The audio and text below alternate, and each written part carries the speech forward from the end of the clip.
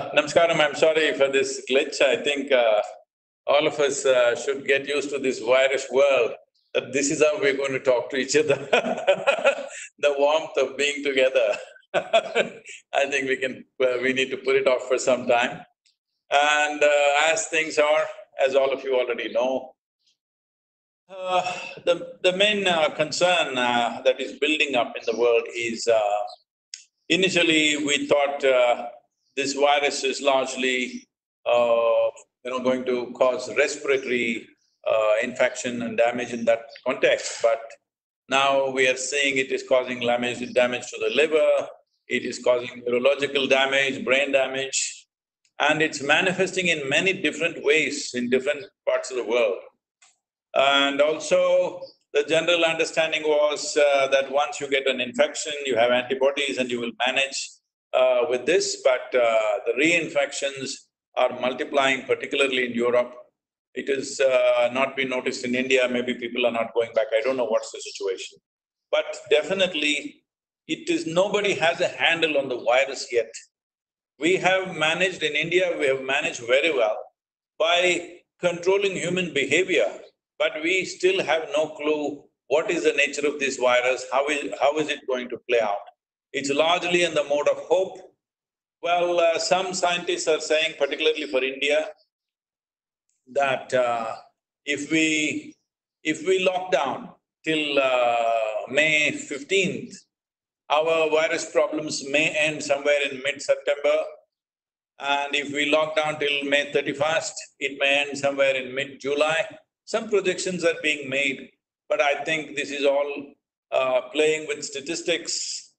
But at a time like this, statistics should be used how a drunk will use lamppost only for support, not for illumination. I don't think anybody has a clear picture where this is going. But having said that, I have a personal feeling that India will not go to extremes in terms of fatalities and the way it is running through New York State. I don't think that will happen here. For variety of reasons, fundamental resilience of who we are, our immune systems function in a certain way, because so many things have not been able to kill us. So in that sense, we are a little more resistant to things. And also our lifestyle, particularly in southern India, the type of food that we're eating, our lifestyles. And also we are only one generation away, most of us are only one generation away, only about 40 to 50 years away from agricultural lifestyles. Because of that, because of our connection with the land, and over 65% of the people still in some way are engaged with the land, because of this, we may pass through this much more easily than Western societies, the way they're going through. But our economic problems could be much more, simply because as it is for 1.4 billion people, we don't have a sizable economy to service 1.4 billion people. In the last 20 years of economic development that's happened in the country, which is substantial, because of this, we have pulled out nearly 240 million people out of poverty. Unfortunately, it is possible if we don't handle things right, in the next 2 years' time, we may push them straight back below the poverty line. So in all this, there are bright spots, but you are all the business people, you must be experts. I think it's better I leave that to you rather than me making an analysis. But what I see is, without a strong investment from outside the country, without that, I don't think we have the capability to put back the markets in place, to put back the industry in place, to move the populations back to their workplaces. These crores of people, once they move away, they will most of them may have a small piece of land, they will get into agricultural activity or something, and also the fear of coming back to a big city, because most of the deaths happen in the big cities. So there are many social issues and stuff. But extending the lockdown, is it a possibility? Maybe in a partial mode they will try, but partial lockdown is always far more difficult to enforce than a total curfew-like lockdown can be done with a force. But partial lockdowns are very difficult. and there is a certain amount of social unrest building it up. People are, reaching a point where they are coming to this mode. It doesn't matter if we die, we will go out and do something, that kind of mode. And also people running out of their economic resources at many levels of the society, and they want to anyway get out and work. In America, they are getting out because they want to have a haircut. That is another kind of need. But India has a unique problem. In my personal opinion, I believe that unless we grab this opportunity, there is an opportunity in the sense, the trust that people had in our neighboring country, in the Chinese economy, I think it's been seriously eroded. And already Japan has offered over $500 billion to help their industry move out of China. And United States, I'm sure, will do something much stronger. So, over 300 top companies in the world could be, if not fully, partially moving out of China. This is a great opportunity. India is eminently positioned to take this. This will need a very determined effort from the industry lobby, the businesses, and the government, of course, have to pitch in. Already we have put in these things, and I'm sure government is also very conscious about this. But how efficiently we do it, how hungrily we grab this will determine this. If these 300 companies come into India even for partial production, and if we spread it across the 28 states to some extent, in some way we can get the economy buzzing. See, some of our sectors, which are like textile, which involves a lot of labor and a whole lot of people are involved in this, is one of the large employers in the country. I don't think these sectors will be able to bounce back immediately because there will be no market for this sector. So, things which are concerned with food, electronics, and software, all these things can come up, healthcare, all these things can come up. But many industries like entertainment, textiles, fashion, apparel, these things will take a very big hit. And well, all of us are going to have a lot of pain, but this is also a time for us because we've always been patting our own back saying that we are a very innovative society. Well, this is the time to show how innovative we really are. These are genuinely challenging times. If people are not grasping the full depth of this, it will come home to us in the next month or two. How much of a challenge it is? It is a great challenge. It is a challenge of the biggest challenge our generation has faced. But we are capable because as a nation we have certain advantages and we are positioned in a certain way geopolitically, and there is a certain amount of disturbance in the country, in the world. We have been left out of the economic development in the world, including Asia. Even most of the Asian countries are at least 25 to 30 years ahead of us. I think this is probably the best possible opportunity we have to level that in the next 3 to 5 years' time. But it is going to be painful. It is going to be painful for all of us to make very painful decisions that we wouldn't want to make in our lives.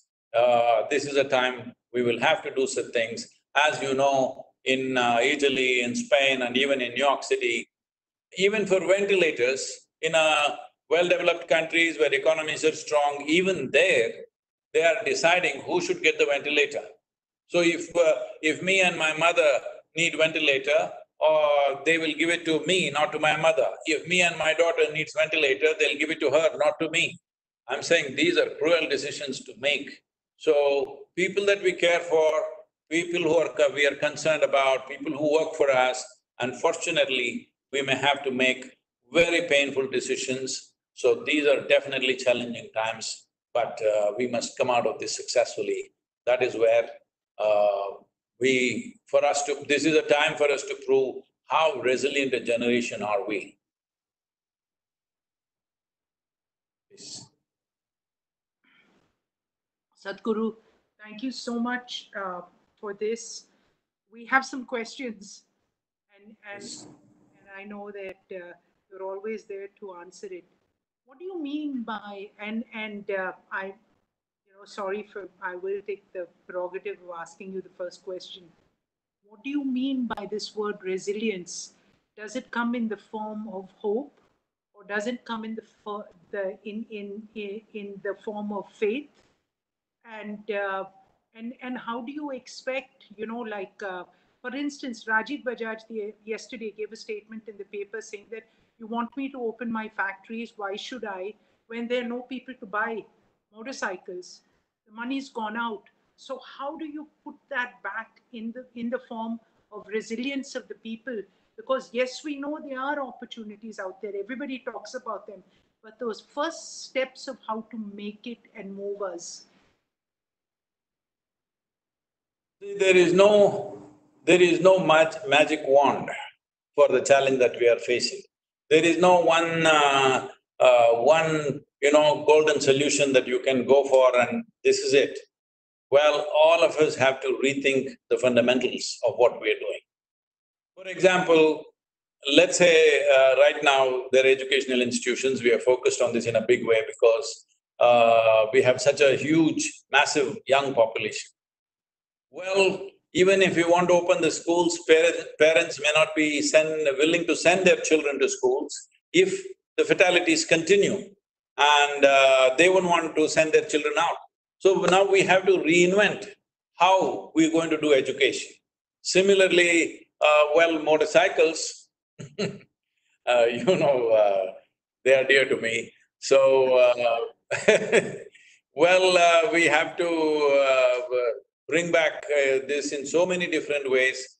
Machines have to be engines and machines can be used in 1,000 different ways. We have to see how we can do this. Maybe motorcycles will have to become small agro machines, I don't know what. It's not for me to suggest.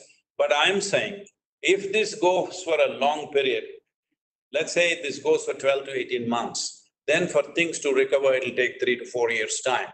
So these 4 years, are you going to just close down your industry and wait? That's not going to happen. That's not a practical thing. We will have to innovate. We will have to sell our motorcycles somewhere else. We will have to sell our clothing somewhere else. We will have to change the way we do the service industry. Now, one of the large employers is tourism. Do you think tourism is going to come back anytime soon? Definitely that's not going to come back. Hospitality industry, enormous amount of people employed in this. You think people are going to fill the hotel rooms? It is not going to happen very soon, it's going to take time.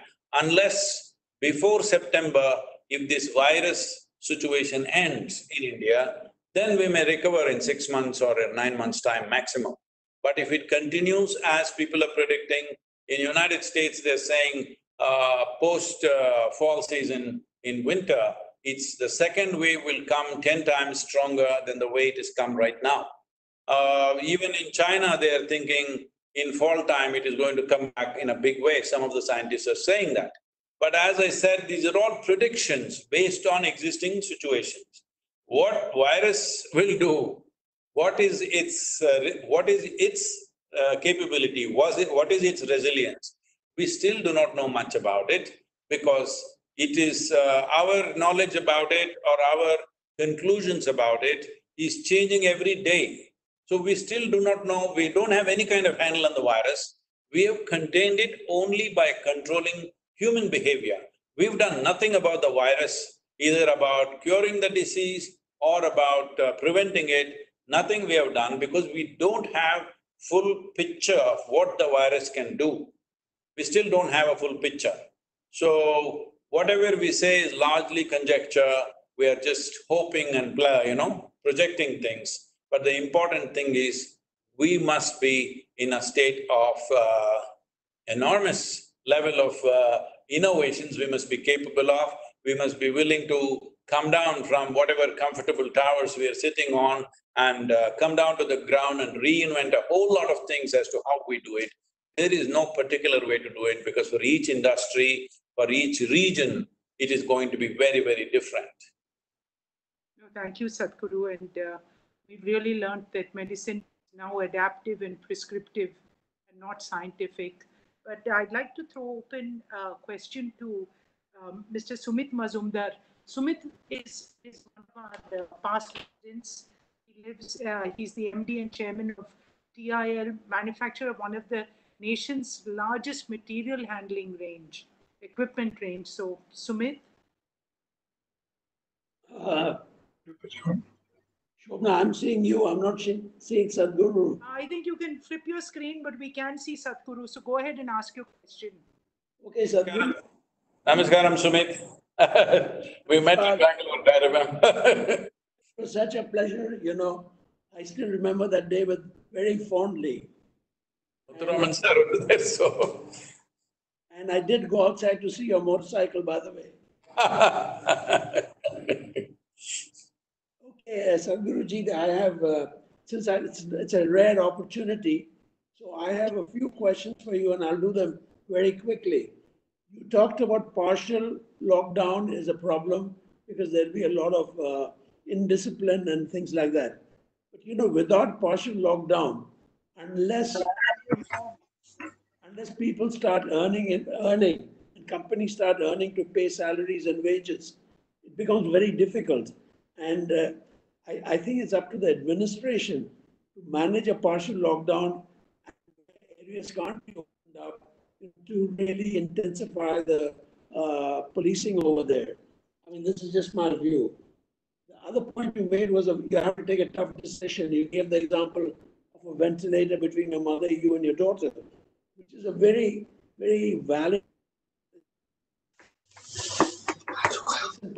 But in your day-to-day life, within your family and your colleagues, who you're dealing with every day, it's a very tough decision. In fact, the question that comes to my mind and which I want to really ask you is for people who have not been able to really handle this situation, the way a lot of others have been able to handle, are in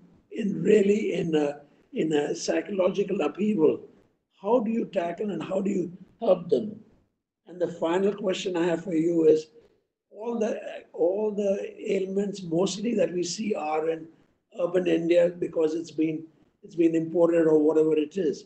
But with the forceful migration of the workers back to the villages, if it starts spreading in the villages where the facilities are even far less, it could become a major issue. And what is your advice on that, please? Well, as I said, every one of us will be forced to make painful decisions, unfortunately. For some of us, it may be economic decisions. For some of us, it's human things that people we value and be concerned about. We won't be able to reach out and do what we wish to do for them simply because economic concerns and social situations may be such. About partial lockdown, they will definitely do partial lockdown. That's what the plan is right now, it's very clear. But I'm saying in a country like India, enforcing partial lockdown is going to be extremely difficult. If it's a curfew, the policeman standing there with a stick or a gun and managing it is a different affair. But now, the moment you allow a part of the people to come out and work, another part cannot come out, that is going to be a serious challenge because that is not the kind of population we have, and there will be issues how to manage that. About infections going to rural India, well, it is a concern, but at the same time, I have a strong gut feeling that it will not go wild in rural India for a variety of reasons. As I said, one thing is, it is my understanding that, there may be, there may not be scientific concurrence with this, but in my understanding, people who are working with the land, people who are in touch with the earth may not be so seriously impacted as urban people are impacted. I have a strong feeling towards that, I hope that comes true. But till now, a few crores of people have gone from urban centers to villages, but we have not seen an outburst of infections in rural India. And as it is said, the kind of… even in the virus, I think Shobana was saying something, I couldn't hear the whole thing. They are categorizing A, B, C, three different varieties. In India, it looks like it's a milder version. Once again, when the air travel starts between nations, international travel starts, we do not know what we will get back again. But it seems to be little less virulent, or we seems to be more resilient whichever way. As I said, there's no clear picture. What is the nature of the virus we are facing? We are getting piecemeal information. As they observe more things, they're coming up with more and more, but we don't have a clear picture exactly what it can do. So whether it will cause havoc in rural India or not is still a question mark, but in my gut feeling, I feel such a thing will not happen in rural India. This will largely be an urban phenomenon, and maybe especially small towns where people are really packed together, it may happen, but still that is a substantial population by itself. Uh, as I said, there is no magic wand. All of us must be ready for a hard 2 years at least, I think. Thank you very much. Thank you, Sumit. The next question is by Rajan Navani. Rajan was one of the early young Indian presidents, and today he's the he chairs the CII Future Council, and CII is India at 75 Council. So he's in a lot of IT, does lots of cool things. So Rajan, please, your question. Thank you. Humble pranams, Sadhguruji. Namaskaram. Namaskar. You always, say that whatever comes into our lives is our own creation. I've heard you say that. And given that the current crisis that we are all dealing with is impacting, everyone pretty much around the world. A lot, of course, the older, but, the young generation who are aspirational, ready to go, many of the new age companies, startups, who are going to face severe disappointment right now and over the several coming months. I mean, I was just wondering if there is that one practical spiritual thing that you think that each one of us, every probably human around each day in this kind of a time of crisis, what would that be? And that could be in relation to what we do individually, maybe what one can do as a family, as a neighborhood, maybe as a company, as an employer or an employee, and maybe even as a country. So just your thoughts on that.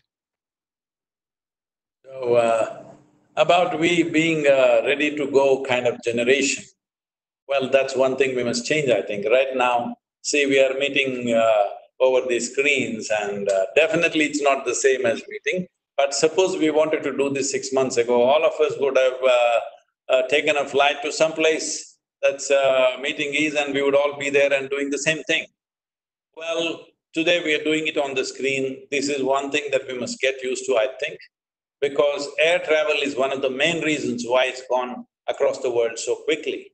Let us say 100, 200 years ago, if this same virus had come in Wuhan, probably 10, 25, 50 people would have died there, and that would be the end of it. Nobody would have heard about it any more than that. But today, because of rapid travel, possibilities that we have, within a matter of 30, 40 days, it's just gone across the world. So this is one thing we must contain because WHO is now saying this is a generational thing. This virus may live with us in this entire generation. It's not going to go away. Hope that is not true, but that is one of the predictions they are making. About what we can do spiritually, let us understand this much. All human experience is caused from within us. Pain and pleasure happens from within us. Joy and misery happens from within us. Agony and ecstasy happens from within us. So every human experience, pleasant or unpleasant, only happens from within us. What happens from within us must happen the way we want it. What happens around us, as you're experiencing now, not only now, always, what happens around us, whether it is family situation or business situation or larger national or international situations, none of them ever happen 100% the way you want it. They never can happen in the very nature of things, because too many forces are involved in making of an external situation. But the internal situation within us, there is only one entity called myself. In the outside situation, there are too many forces. Nobody ever gets that in a perfect manner. We can get it somewhere to our liking, but not really absolutely. So having said that, now that outside situation is not going the way we would want it to go, isn't this the time that your inner situation must be absolutely the way you want it? Right now, most people's logic, I don't know what kind of logic it is, most people's logic is when outside situations go wrong, they will also turn against themselves. Well, they will call this anxiety, they will call this fear, they will call this confusion, whatever. But essentially what's happened is, every unpleasant experience within yourself essentially means your intelligence is turned against you. When the situation around you has turned against you, this is a time when your intelligence must stand 100% with you. But unfortunately, most people allow their intelligence to turn against themselves when outside situations have turned against us. So this is a situation where whatever faculties you have, whatever intelligence you have, whatever capabilities you have, whatever experience you have, you will need every bit of it. This situation is going to demand the best out of you. At this time, instead of functioning the best possible way that we can, our best may not still be good enough. That is the kind of situation we are in. When we are like this, you should not become an impediment to yourself. How can I do this? There are tools for this. Tools are offered all the time. There are simple tools with which you can take charge of your body, your thought, your emotion. If your physical body, your thought, your emotion is happening the way you want it, you remaining peaceful, joyful is guaranteed for you. But our ability to handle the outside situation is subject to various realities, and today we are in a reality that we have never been in. So we still do not even… we have not even grasped the reality. What is its full full dimension of what it is? We know it in bits and pieces, so we are trying to deal with it in bits and pieces. Probably the nature and the seriousness of what it is will come home in the next 2 to 3 months to all of us, so we must be prepared for it. Preparing for it means the most important thing is your intelligence should not turn against you, because your ability to function well in the world is largely determined by how balanced you are within yourself. If you have no balance, your own intelligence will turn against you. Everything that you have, all your faculties will become your enemies if the necessary balance is not there. To bring this balance, there are many tools. We have offered this free of cost to people all around the world. Right now, for all the medical personnel, even the inner engineering program is being offered free of cost, because the idea is when this challenging situation is there, the kind of challenge as a generation we have not seen till now. At this time, it's most important that our faculties, our intelligence works for us, not against us. Thank you, Sadhguru. Thank you. That was amazing, Sadhguru, what you gave those answers. In fact, the other day, I was telling my kids, let's look at this. When you come out of the lockdown, make sure you don't have regrets that you wasted that time, that there's something that you would have got out of it. And like you said, it's in your control. And all of us are at different stages of that. But I loved your answer. Rumjum Chatterjee is the group managing director and the head of human capital of Feedback. She and her husband built this great company that does most of the infra projects in India. The great ones are managed, including the metro rails and all are by Rumjum's company. She's also the CII national co-chair for CSR. Rumjum, please go ahead. Thank you, Shobna. Namaskar, Sadhguru. Namaskar, Amma. I think the situation that we are in now, we are all experiencing, is unprecedented, no doubt. It's also a disruption in many ways. Home, family, business, work. We spoke about lives, livelihoods, all of that. And in my mind, what I'm experiencing right now is a little bit of a dichotomy and a little bit of disquiet, which is what I want to share with you. On the one hand, I see that the current situation of many of us working from home, etc., it has brought about lots of benefits. We are breathing cleaner air. There is no amount of rushing around. We are all much calmer. We are spending more time with family. We are able to embrace technology and work from home very productively. So there are lots of pluses. But there are also what I see as huge challenges that one can see in terms of disruption in business life, in survival economically, lots of job losses, anxiety on health issues, livelihoods. And one is left with a thing on saying, while I'm feeling calmer, what can I do to help others who are facing that challenge? Lockdown doesn't permit that. So what are the ways in which we can do that? And at a national level, I also believe that out of this kind of huge pain, there will come, like you rightly said about embracing innovation, is also an opportunity built into what we can gain for ourselves as a nation. So I'd like to hear your views on that, Sadhguru. Well, namaskaram.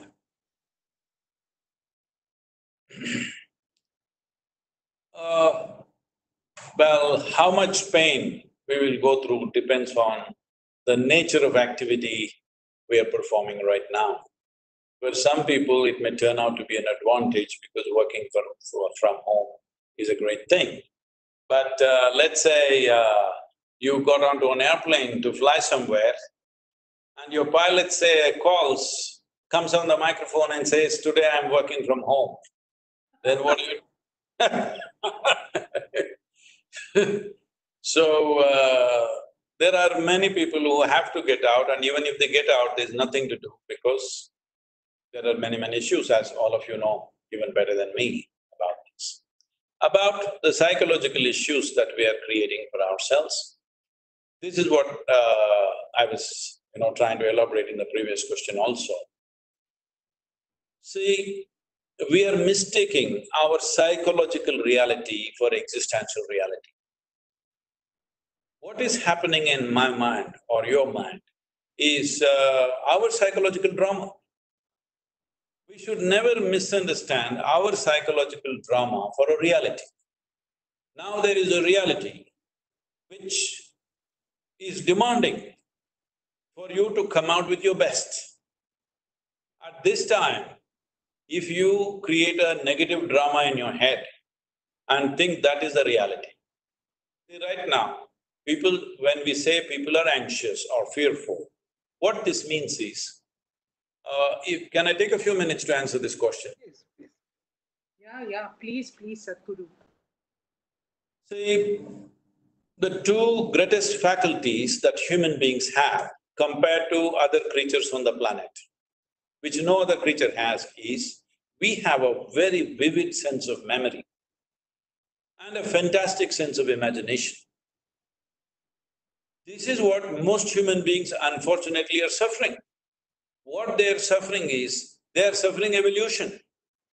If they had the brain of an earthworm, they would all be very peaceful. Right now, what anxiety and fear means is, you will cause suffering to you in anticipation of suffering. Anticipation of suffering that may never come to you. You don't even know whether it'll come or not. So, what is happening is, your imagination is running away. Just look at the way people suffer, what they suffer. Most people do not have much physical suffering unless there is injury or ailment or, now it may go into starvations and things. Physical suffering is a different matter. But 99% or at least 95% of human suffering is mental. That means it's on self-help. Your suffering is essentially on self-help mode. Nobody is causing it to you except yourself.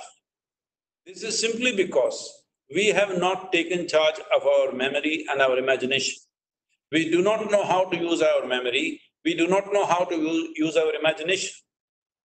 What happened 10 years ago, people are still suffering. What may happen day after tomorrow, they're already suffering. So what happened 10 years ago does not exist right now, but people are suffering, something that does not exist. What may happen day after tomorrow does not exist right now, but people are already suffering that which does not exist. If you suffer that which does not exist, it's a clear case, it's a medical case, you know. But unfortunately, maximum number of people are in that condition, so that is being termed as normal. Even doctors have started saying anxiety is a normal thing. When did this happen? When did anxiety become a normal thing? It is only in this generation that we are saying anxiety is a normal thing. Anxiety is not a normal thing. Anxiety means you are mistaking your psychological drama to be a reality. So, this much control we must take charge of, especially all of you who are in leadership positions, where how you think, feel and act is going to make or break 1 million people's lives. When you have such a privilege in your hands, you should not allow your psychological drama to overtake the realities in which you exist. Thank you. Thank you. Sadhguru, thank you so much for spending time. I have 4 more very, interesting people who are dying to ask you questions. The next one is Firuz Kambata. Firuz lives in Ahmedabad and he's chairman and managing director of Rasna. Everyone's heard of that company. But he's also on the CII National Task Force of Ease of Doing Business and the CII Business and Disability Network. So, Firuz, will you go ahead, please? Yes. Good afternoon, sir. It's a great privilege and honor.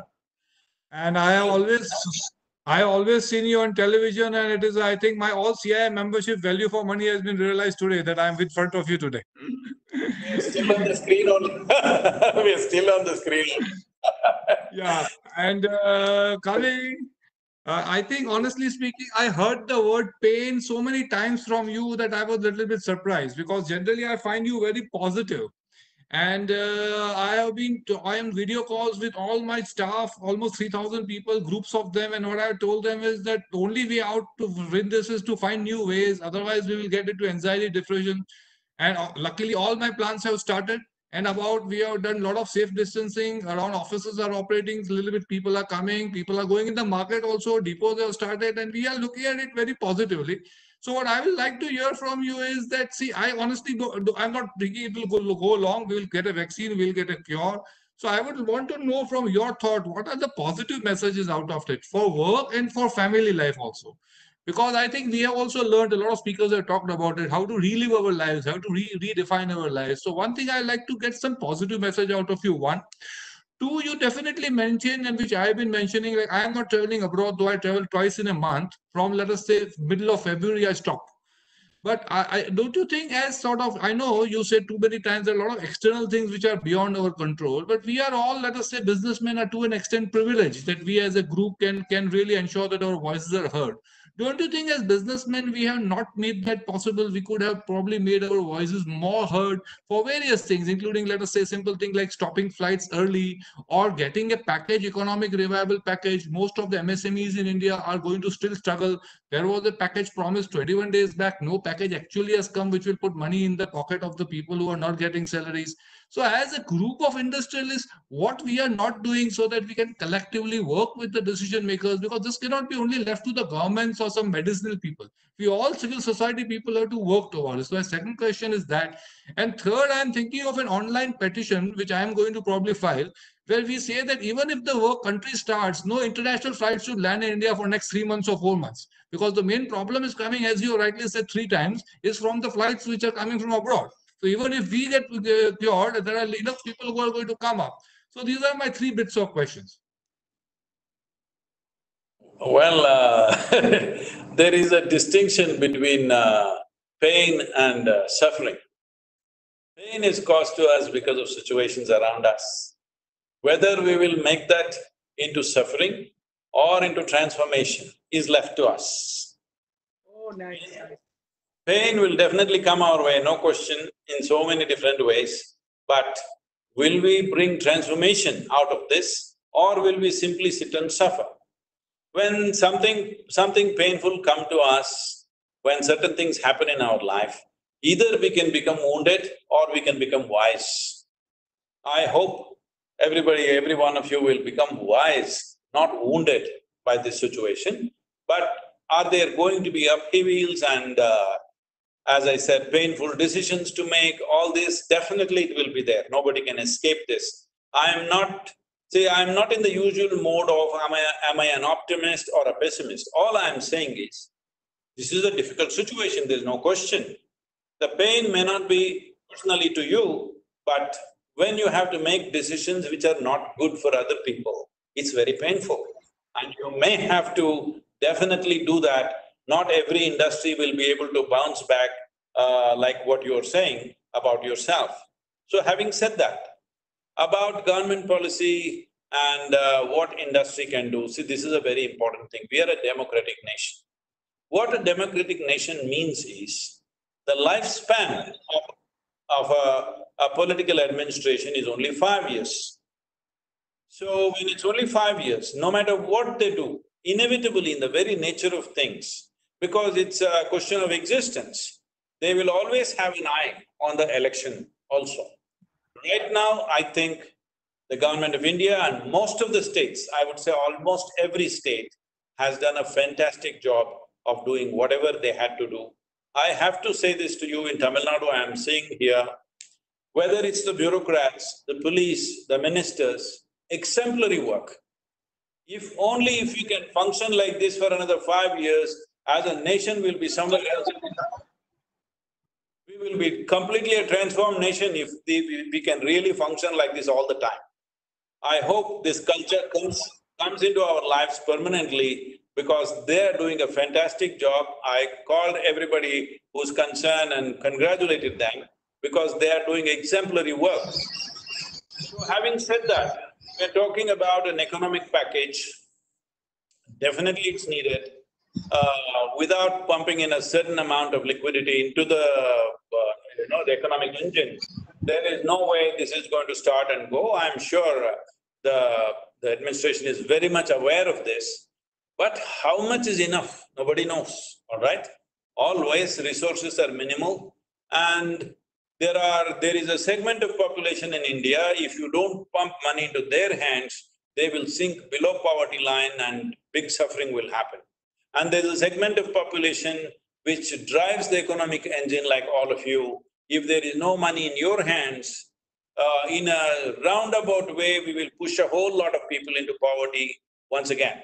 So this is a hard decision to make for the government, but at the same time, there are many forces in the country that who are still in the socialistic mindset. We took a decision to go the market economy way. Every time you take a forward step, a whole lot of people want to take a backward step. When I say backward, it's in a different direction, that's all. I am not saying going in reverse direction is a bad thing. But if that's the way we want to consciously go, we want to go forward, but we go backwards. We talk about market economy, if we start doing well, then we say, rich are getting richer, let us do this, let us do that.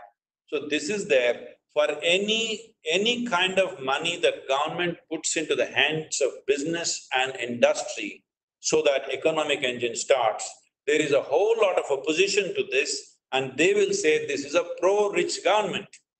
So government will try to adjust that and try to distribute it somewhere else and somewhere else. This dilution is going to be bad for this country. So it's very important, every one of you individually and as an organization, as CII, you must speak clearly. When somebody says something that is negative to the firing of the economic engine in this country, no matter who they are, you must denounce them. This is very important, believe me. A democratically elected government is not a free government. Always they are depending upon people's opinion, what people are thinking about us. Now, somebody does a campaign in social media, this is a pro-rich government, they've given so much money to these corporations, they're robbing the poor, this, that. This is a time when you people must stand up and speak. Till now, unfortunately, I have not seen such a stand from the industry. This is one reason where a very pro-business Prime Minister is playing a little slowly simply because he knows people are not standing up for pro-business investments, and there is no way this nation will move forward if we are not pro-business. We have to be pro-business. A nation does not go forward because of political rhetoric. A nation does not even go forward because of its military muscle. Today, a nation can only go forward because the success of its businesses. So this is something that is very clear in the present administration's mind as far as I know. And it is very important that every one of us, when negative statements which are whenever a pro-business step is taken, a whole negative campaign happens in the country, that is the time industrial leaders, business leaders must stand up and clearly say, this is not it. The only way you can bring poor out of their poverty is not by distributing money, but by having successful, flourishing businesses in this country. What a lovely answer. But you know, for so long we've been slammed and told that that you guys are you're taking advantage of people, and there's such a trust deficit that we could never speak out, Sadhguru. So it's brilliant that you actually brought out this point. And we can debate about this for a long time. And even the challenge of how was the lives to livelihoods decision the right one. But all these are things. We have a speaker who's actually the co-chairman of the CII Agricultural Council, and he's also the joint managing director of Blue Star. So, Tyagarajan. So, Tyag, could you please ask your question? Swamiji, namaskar. Namaskar. I fondly remember February 21. I spent over the television the full night watching the celebrations at your ashram. I think next year it is somewhere in March 11th or something, if I remember correctly. How do you visualize March 11 celebrations? It is the largest congregation I have ever seen. That is the first question. The second question is, we are all suffering, say, living in cities such as Mumbai. Do you think there will be a shift to live in rural places, towns? And if it is so, do you think what it will do to the rural economy, specifically the agriculture, whether corporates have a larger role to play? And if so, what we should ask the government? See, right now in this country, it is estimated that in the coming decade, these estimates are before the virus, okay? In the coming decade, it was estimated that 220 million people will move to the urban centers in India. In the rest of the world, 1.6 billion people will move from their traditional habitats and try to move elsewhere. 1.6 billion people, migration. Migration is a very painful thing. When people leave the land that they know and the habitat that they know and move to a new place, particularly cities, as you see in Mumbai, all these slums, these are all people at one time, they had a dignified existence in some village. Maybe they did not have money. Maybe today they are wearing some branded, at least a duplicate branded jeans and shoes and this and that, and they're going to the cinema and whatever else. They may have little cash in their hands, but they had a dignified existence in the village. That is gone. The amount of suffering that particularly women and children go through when people migrate. And above all, which city in the country is really capable of handling 220 million people migrating into cities? After all, it's a question of 5 to 6 cities taking this much population. As it is, most of the Indian cities are practically becoming unlivable. You just can't go from one place to another. A beautiful city like Bangalore, you just can't go from anywhere to anywhere. Literally, any time of the day or night, it's almost like that. So, having said these things, if we do not in some way spread our investments and our business opportunities to rural India, well, it's a very impractical development, it is very lopsided development. Even now, 60% of the population is involved in agriculture. That's where the potential is, where the people are, that's where the business is. Well, right now, they don't have the economic power, so we are concentrating everything in a few cities because it's easy to do that. This is definitely the best time to think of how to spread our businesses in such a way we innovate to see how to serve these people, how to empower them to make more money, and it is more… economy itself should be more spread out. Right now, India's economy is sitting on a very narrow stool, very, very narrow stool. It's not a safe way to sit for 1.4 billion people, this kind of population. It's not a safe way to build the economy. It's on a very, very narrow platform. It has to spread, and the only way you can spread is take it to rural India in some way. There are many, many opportunities how the present businesses can build their facilities in rural India, train people. It's much more difficult, I understand, because to get talent in rural India, to train people, it takes much more. But if you do this now, it will be far more resilient if, let's say another 10 years later, another virus or another nonsense, something comes our way, we will be able to sail through those things much better if our footing is much, much larger than the way it is right now. It is right now too narrow, it needs to spread like that, and so that we are sitting on a more stable platform. There is no other way to do it other than involving maximum number of people. See, today if we say business, industry, one big thing that comes up always is the IT. Well, it's a very important part of our national development, IT, information technology, but the percentage of population involved in this is very small. Agriculture and allied industry is a major possibility. Unfortunately, we're destroying our land, our soil is being destroyed very rapidly. It's very important that corporates should get into it. This does not mean you have to do agriculture directly.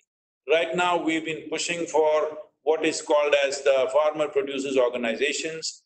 We have one of the best run farmer producer organizations in the country right here, run by us. And we have increased, their incomes have gone up in the last 4 years by about 300%, 3 times over. And wherever we brought in agroforestry, their incomes have gone up by 300 to 800% in 7 years' time. So this is where the possibility is, how to harness this produce. As a nation, we have a latitudinal spread and climatic conditions where if we harness this capability, when I say this capability, see, right now India is the only nation in the world where 60% of the population still know how to perform this magic of transforming mud into food. It's not a simple thing. You may be highly educated, try to grow one crop and see, you will see what a failure you will be. We are transforming mud into food with just traditional knowledge. 60% of the people are still capable of this. For the latitudinal spread that we have in the nation and the climatic conditions we have, we can grow food 12 months of the year. This is a good time. In the next 5 to 10 years, if we establish India as the bread basket of the world, because we have the soil, we have the climatic conditions, we have the latitudinal spread, and we have 60% of the population who are naturally talented in this dimension. Industry must definitely explore this. Well, many policies in the other nations will have to change, but we can always pitch with the government to pressurize other nations to import India's food and many things, but definitely we can supply this food at a much lower price than the way they're consuming it right now. Especially with the economic hit that they're taking right now, all the Western countries. Let's say we take United States as an example. A kilogram of potatoes in United States costs anywhere between $4 to $5 minimum. $5 is 350 rupees or more. Right now it's almost nearly 400 rupees, I think. Anyway, 350 rupees. In India, a farmer is getting 4 to 6 rupees for his 1 kilogram of potato. He can if 50% you take away for the businesses which export and send and everything, even if it's 175 or even if it's 100 rupees, farmer will get 25 rupees per kilogram. The country will change, believe me. Absolutely it'll change. We need to focus on this. That's where the people are, that's where the land is, that's where India's wealth is, but we have not harnessed it. Wow. Thank you, Sadhguru, and you've always been such a champion of the land and what you've done for it, including, the river project and Kaveri calling, all stunning. And we do believe that has made us wake up to some of this. We have only two more, and then after that, Muthu is going to close. But I'd like Vaishali Sinha to speak. Vaishali and her husband, have started this sustainability clean energy company. She's actually the co-chairperson of the Indian Women Network, and she's a great champion of women and women empowerment. Vaishali? I've recently met her. Vaishali, how are you doing? Okay, then. Namaskaram, Sadhguru. Pleasure to meet you again. I've had the privilege of meeting you on 2 occasions in person and more recently when you were in Davos too. First time on screen, so that's the first. But I wanted really very, very, invaluable conversation which is going on.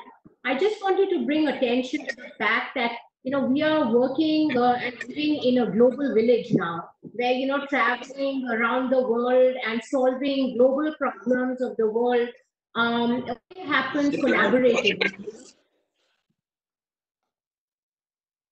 Yeah, can you hear me? We can, please. Okay. Yeah. So we're all coming together and collaboratively solving problems of climate and other issues, technology, when we come together as nations. However, in the time of this pandemic, we have seen that countries and nations and leaders are becoming more inward. 50. They're talking more about my nation first, and that is the mentality which is brewing in the world. So, some wisdom from you on that. About nations, at one time we thought it's all a global village, and now the virus has spread the way it has spread, with the ease with which it has spread. I'm sure the borders are going to get a little tightened up, and we must understand this is the nature of democratic leadership, because for democratic, politically elected leaders, election is a survival issue. It is not just another test, it's a survival issue. If you lose the election, you're gone. So when these kind of crises come, they have to stand up for their people. So naturally, all this bigger talk about the Union of Nations and global village, all this will be thrown to the winds. Everybody will talk about their nation. People are even right now predicting the European Union may kind of come apart because people are unhappy with what's happening there. Everybody is trying to protect their own nation, because these are the compulsions of an elected government, because their lifespan is only 4 to 5 years. They have to protect that because it's their survival issue, and this is the nature of a democratic process. So naturally, this global village thing, it is not that it's going to go away, but as you said, we will do more global village business on the screen. People traveling across, doing businesses across, many ways restrictions will come, because everybody will try to shore up there, because everybody thought it's perfectly okay for China to do all the manufacturing, we'll do the business. I think that model is going to definitely change. Sadhguru, you're giving us so much business gyan also, love it. But I cannot close because… I'm sorry. I wanted to close it and hand it over to Muthu till I got a call from CII and it was pointed out that we are not the demographic, it's the youth. So we have our CII, the head of YI there, and I'd like him to ask a question, and then, of course, Muthu, please close. or Karthik, maybe an observation. So, thank you, Shobna. Namaskara, Sadhguruji, and thank you for giving me this opportunity, however, being the delay. As young Indians, we work a lot with the youth, and we want to embrace the situation with positivity and we want to make this a new normal. Sadhguruji, how do we influence the youth of India to take pride in the Indian brands and promote Swadeshi to try and improve our rural and urban socio-economic situation? So, if you want Swadeshi to become a brand by itself, which it should become, because culturally we are such a rich nation and an ancient nation that way, but we have thrown away all our brands and trying to adopt everything that is Western. I'm not saying we should not do Western things, but we should not completely sell ourselves. That is definitely not the way, because we are never going to compete in their arena. We must build ourselves in such a way that we are where we are strong. What is the strength of our foundation? On that, we must build buildings on our foundation, not on somebody else's foundation, because we don't really have that foundation. First and foremost thing, this may irritate a lot of people, but let me tell you this. See, somebody was talking to me, I was talking to a small group of people who are all in the boards of various top companies in the country and also in many parts of the world. So I said, see, one simple thing is this. When we say you're a CEO or you're managing as you're a board member or essentially you're managing a big business, this is all public money. Public has invested money. So we believe that why people give their money to you is because we believe you are smarter than us, you are more sensible than us. But on that day we were in Mumbai and I said, when the temperatures are 38 degrees, all you guys are in ties, suit, jacket, this doesn't make sense to me. In 38 degrees, why are you wearing suits? No, we had a board meeting. What if it's a board meeting in kurta, your brains won't work, is it? Why in the temperatures are 38 degrees, you wear a jacket and come out? I will not see you as a sensible human being and I will not put my money in your hands for sure. So I'm saying if you if you want to change the brand of India, please relax these things. Why are we just doing what the British did? British tied up things because their weather is like that. We don't have to think only if you put on these things, you have an authority, you will look smart or your brains will work. No, you have to understand this, especially now, post-virus. If we do not reinvent India for what it is, there's an enormous amount of culture from which we can build 1,000 businesses upon it. If you want, we can have a long session on this sometime because I've been speaking about this on variety of things, how India's culture itself is a tremendous business if we know how to translate this into a better business opportunity. So first thing is, if you take away this rule, in all the boardrooms, everybody must have a jacket and tie. Maybe if you breathe little more freely without the tie, everything may work better. We may become more innovative. And we use less energy too, Sadhguru. Thank you. Yes. Yes, Guru, I'm going to sign off just to say that it's a pleasure and such an honor to have been with you in this hour of need and this hour of true, challenges. So we'll be more of the solution with this. But first thing, I want to go to Madras and so I hope I can get over this quickly. But I'm handing over to Muthu. Muthuraman, of course, is one of our past presidents. He knows you so well. To all yours. Namaskaram, Sadhguru. Namaskaram. It's always a pleasure to listen to you. Romba saukyama irukom to the extent possible. Thank you for a highly motivating and energizing speech, and thank you for the wonderful ideas that you have given to CII and its membership. There is, of course, no doubt that the coronavirus is a very, very big threat to humanity and to India. But as you rightly said, it is also a great opportunity for India. And many happenings around the world indicate that we are moving towards a new rebalanced world in terms of economic power and social well-being. Tomorrow's world, the pecking order will be very different from what it is today and what it has been over the last 25, 50 years. Given India's inherent strengths and the work we have done since 1991 and our philosophy of universal citizenship, India is in an excellent position to grab this opportunity and accelerates its journey. But of course, the next 6 months will be particularly challenging for economy. In spite of all the good intentions, industry has absolutely the right intentions, but in spite of all the good intentions, there could be layoffs, there could be job losses, there could be pain. And one possible way to mitigate this pain and to keep the morale of these highly innovative people high is to get our human resources engaged in some nationally important projects. It could be education at all levels.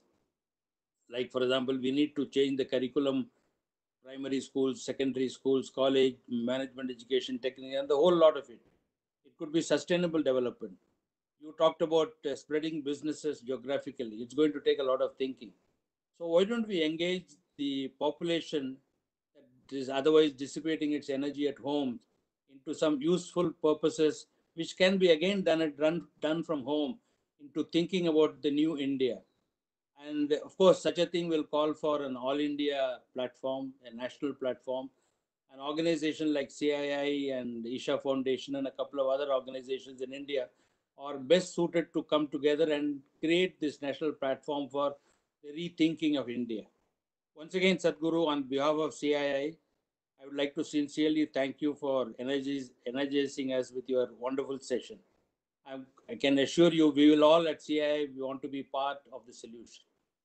And namaskaram once again. See you, Sadhguru. Namaskaram to all of you. And I'm sorry those technical glitches in the beginning. And in whichever way we can be of service, if it's important for the nation, I'm always available. Please, you can call on me for whatever is needed.